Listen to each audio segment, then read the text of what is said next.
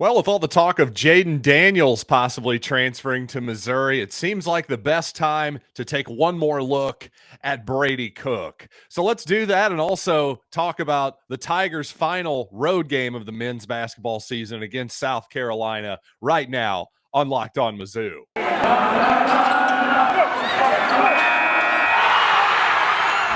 You are Locked On Mizzou, your daily podcast on the Missouri Tigers. Part of the Locked On Podcast Network. Your team every day.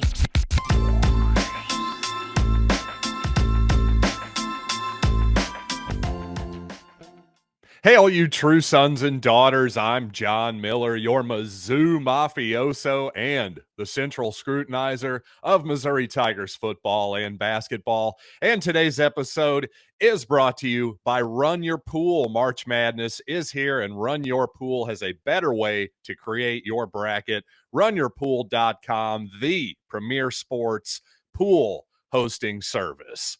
And you know what? One of these days, we're going to talk all about March Madness, of course, in deep detail. Unfortunately, the Missouri men's basketball team is not going to get there. So you know what? Let's talk about possibly a happier topic. And to me, that's the Missouri quarterback situation, because with Missouri now obviously still searching around in the transfer portal market, we know that for a fact now with Jayden Daniels at least stepping foot on campus this past weekend. We know he came for a visit. So clearly Missouri would like to upgrade the quarterback room a little bit. And with that reality, it seems like to me that some Missouri fans are starting to take Brady Cook for granted. Now, I'll admit it's been a couple months now. It's just one game, which is the Armed Forces Bowl. But you know what? I wanted to go back and take a fresh look at Cook's snaps from that ball game, because that's the best evidence that we have on what kind of player that Brady really is. And to me, you go back and watch that game. Back in December, my first takeaway was, wow, Brady Cook played really well for a first start there. And you know what? You take a deeper dive into it. I'm telling you, Brady Cook was really, really good in that football game. You rewind, analyze your snaps the best you can without all 22 footage, and sure, you can nitpick a decision here and there without question. And memorably, his final pass was actually by far his worst pass of the game. Missouri went for two, had Dawson Downing wide open in the flat, and for whatever reason, Cook just kind of left his feet and sailed the ball to Downing for an incomplete pass, which was kind of ironic because for most of the game, Brady Cook was taking advantage of a very soft Army defense. And I mean soft, not in terms of toughness, but in terms of their actual coverage. They were very, very loose. And throughout the game, Brady Cook was throwing very safe and accurate screen passes, dump off passes to running backs, and lots of comebackers to guys like J.J. Hester and Towski Dove for maybe 9 to 12 yards, something in that range. Also, lots of, good timed out passes to Barrett Bannister on 3rd and 5 for a first down. That kind of stuff. So obviously, even though Cook put up some good numbers accuracy-wise, if you want to nitpick, you can say, well, he didn't throw that many balls downfield. But I'm telling you, he took what was there. Missouri took what was there against an Army coverage that obviously wasn't challenging the Tiger receivers very much at all. And to me, there was very little about Brady Cook's game that I could complain about. Even on the Missouri second drive, they go up 10-0. This is one of 3 times in the first half Missouri has a good drive but ends up settling for a field goal. Well, the color man on the broadcast said there was a handoff play, a read play, where Brady ends up taking a big loss. Missouri had its 2nd and goal at the 1-yard line. They end up losing about 3 or 4 yards. That's a big reason why they had to settle for a field goal. Well, to me, I don't think Brady made the wrong decision there. I think, if anything, Army made a good defensive call to bring a safety down and account for that running for the quarterback keeping the ball, because if you go back and look at that, well, if he hands the ball off to the running back, that usual read defender is diving down on the play. So to me, Cook even makes the right read there on the running play. It was just, frankly, Missouri needed another blocker in there. They were just outmanned to the left side. And also, even though Brady Cook definitely, there was a lot of dinking and a lot of dunking. Well, to me, if that's going to be your criticism, it falls a little bit flat to me because not only is that what was there, that's what Army was giving up defensively. Well, number two, that's kind of what Eli Drinkwitz seemingly likes to do. A lot of short timing based passes that come off play actions and jet sweep type action. Well, to me, Brady Cook executed the offense about as well as he could. And on top of that, no, actually, he did have some nice, accurate balls downfield as well, including on a flea flicker. He found Kiki Chisholm down the middle of the field for 22 yards. And also late in the game, there was a deep ball down the seam of the field to a heretofore, at least to me, unknown tight end. Gosh, what is this kid's name? Number 45. Oh God, I wrote it down here and now I'm completely failing here. Let me just hit pause for 1 second. Okay, we're back. Kibbet Chepyader was the freshman tight end whose name I could not come up with. You'll have to forgive me there because I hadn't heard much about young Kibbet before that game, but it's still weird to see a tight end wearing number 45 for Missouri who isn't Chase Kaufman. But I digress. The main point here is that was a really good throw by Cook to a receiver that he basically threw open. It wasn't as though he was wide open on the play. And it was almost an incredible play, an incredible catch by Kibbet Chepyader as well. But a Army defender, Army safety, I believe, came in late, knocks the ball out. But I don't know if you all remember this. To me, that could have easily been a targeting play. Their helmets went head to head there. To me, that's just about the definition of a targeting play. But for whatever reason, in instant replay's infinite wisdom, Missouri did not get that call. But again, the point here is, especially under maybe not the best circumstances, especially in the second half, Missouri did not actually touch the ball until about, 6.5 minutes left in the third quarter. And Army just continued to roll downfield, keep the ball away from Missouri. So while the Tigers were in a really good rhythm offensively in the first half, despite having to settle for 3 field goals, the line of scrimmage was being dominated by the Tigers. The running game was absolutely working, even without Tyler Beatty in there. Again, Brady Cook was looking comfortable. He was getting some yards on the ground for sure. Several different times where Brady Cook showed a really good ability to not only run the ball, but also buy some time in the pocket. You could say maybe once or twice that he bailed a fairly clean pocket, but also made some good plays outside of that pocket too. So bottom line to me, while I understand looking around at the quarterback market, kicking the tires a little bit, if Missouri ultimately does indeed sign Jayden Daniels, if he transfers to Missouri, I would make it really clear to that young man that this is not a Kelly Bryant situation where we're just going to hand the transfer the starting job for all intents and purposes after spring ball. Because to me, Brady Cook showed way too much in that bowl game for me to believe that he shouldn't be the leader in the clubhouse right now. He's been in this program now. This will be his third year with Drinkwitz. To me, he's got to be the number one guy right now. And if Jayden Daniels thinks he can come in and beat him out, maybe he can. But to me, that's the situation. It's not, hey, Jayden Daniels, we're desperate for a quarterback. Come on in. I'm just not down with that notion whatsoever. And I wouldn't think Drinkwitz would be either. So we'll have to see if Daniels is down with that. He's definitely been getting interest from LSU. So we'll just have to see what happens with that situation.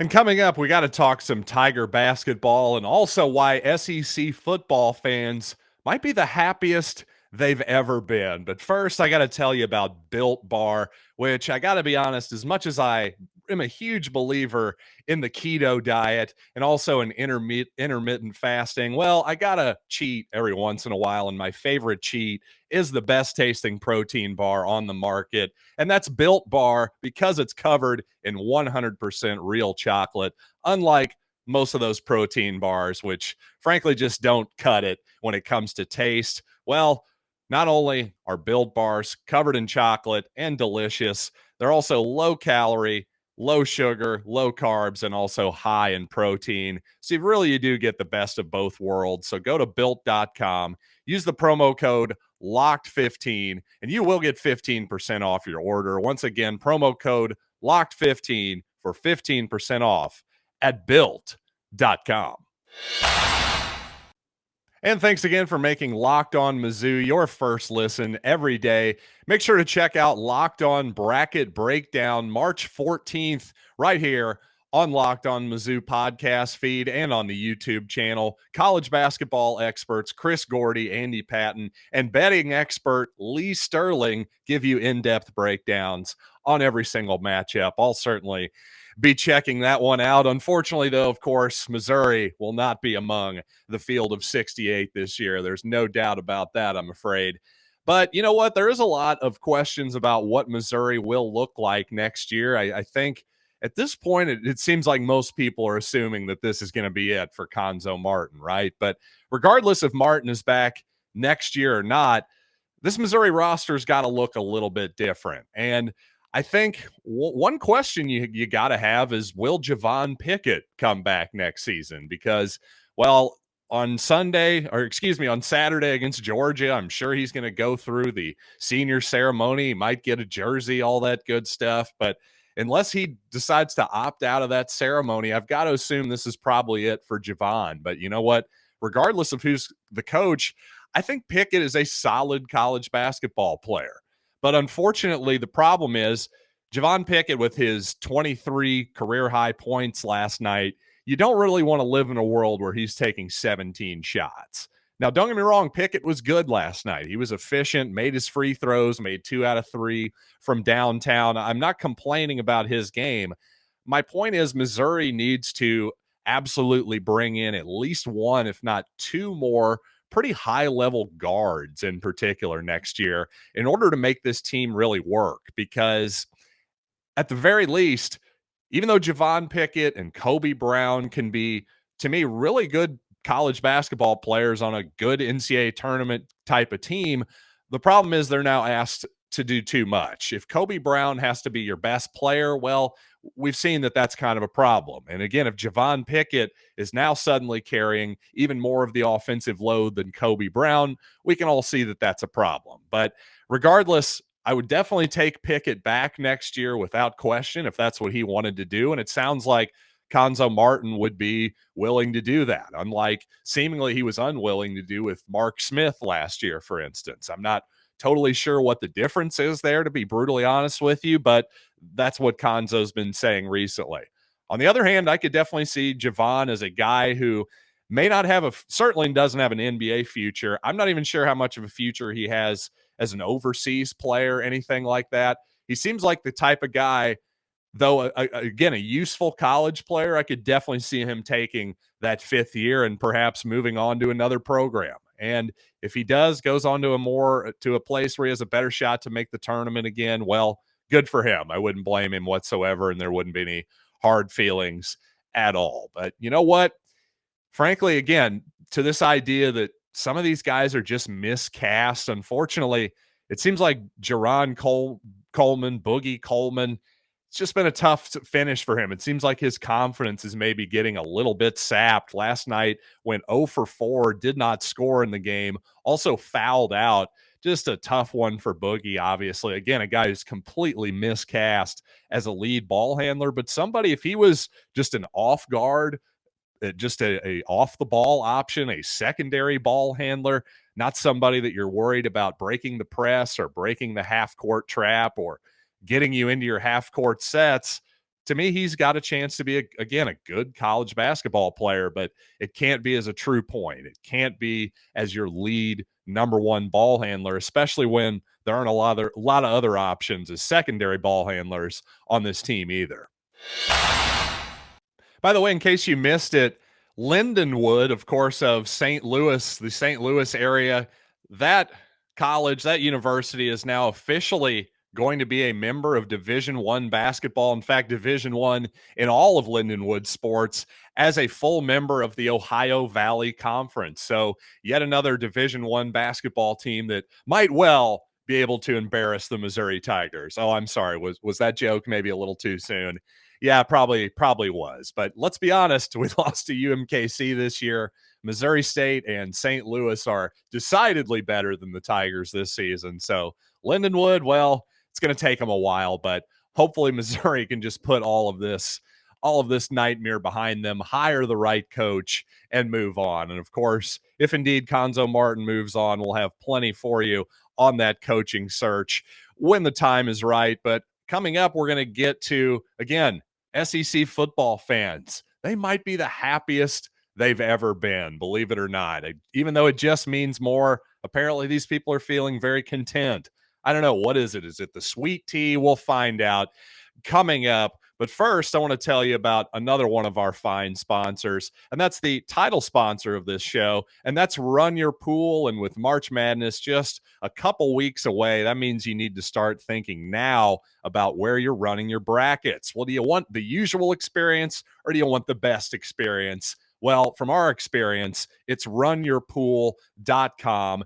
Guess what? That's where we're running our brackets at the Locked On Network. And along with standard brackets, Run Your Pool offers survival pools, pick X. They have options to edit your scoring, more intel, all kinds of stuff you're not going to find on ESPN or CBS. So clearly we believe in Run Your Pool because, like I said, we're running our brackets there ourselves. There's no truer test than that. So if you want to play against us for a shot at cash, join us at runyourpool.com/lockedon. And while you're there, create your own pool for your friends and your family, your workmates, whatever it is, and enter Pure Madness. That's one word, Pure Madness, at checkout for $10 off your custom pool. All rules and details will be available there. That's runyourpool.com/lockedon for your chance to win a cash prize.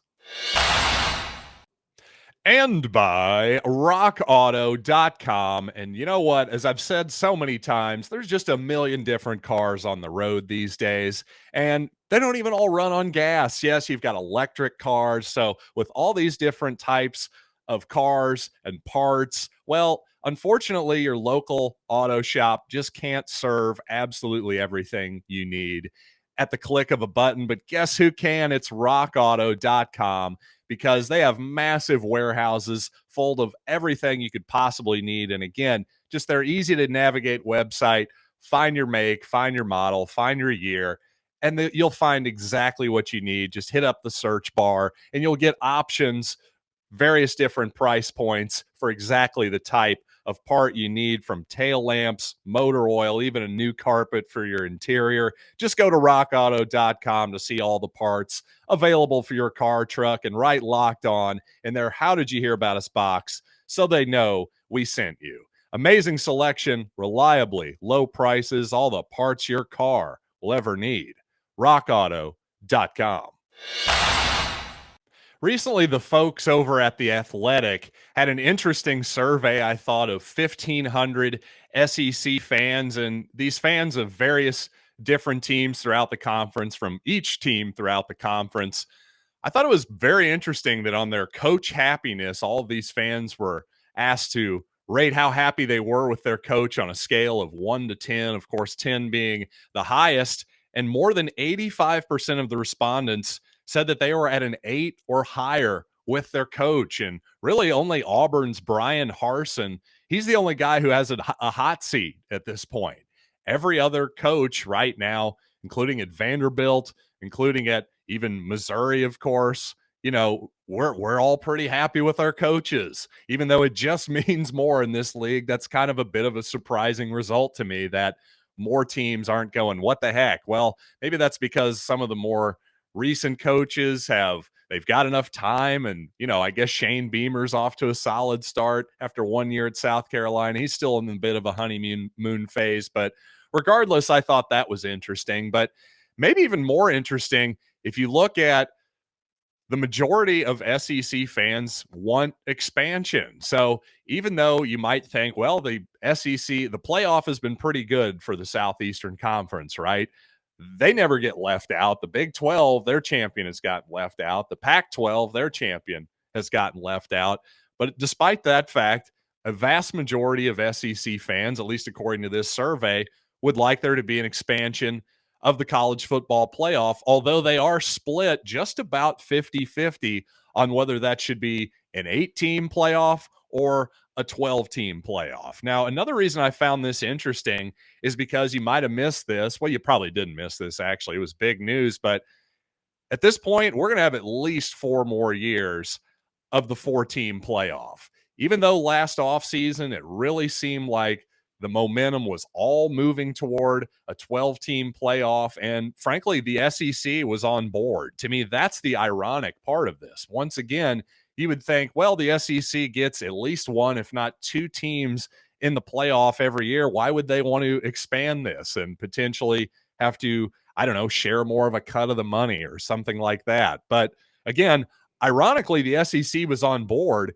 It was the alliance, the quote unquote alliance between the Pac-12. They had complaints. The Big 12 had its own complaints. And of course, the Big 10 is still worried about the Rose Bowl for whatever reason, and just all this nonsense that these conferences could not come to an agreement ultimately. I just thought it was a little bit interesting that the SEC was actually on board for all of this stuff and everybody else was going, we still got some kinks to work out.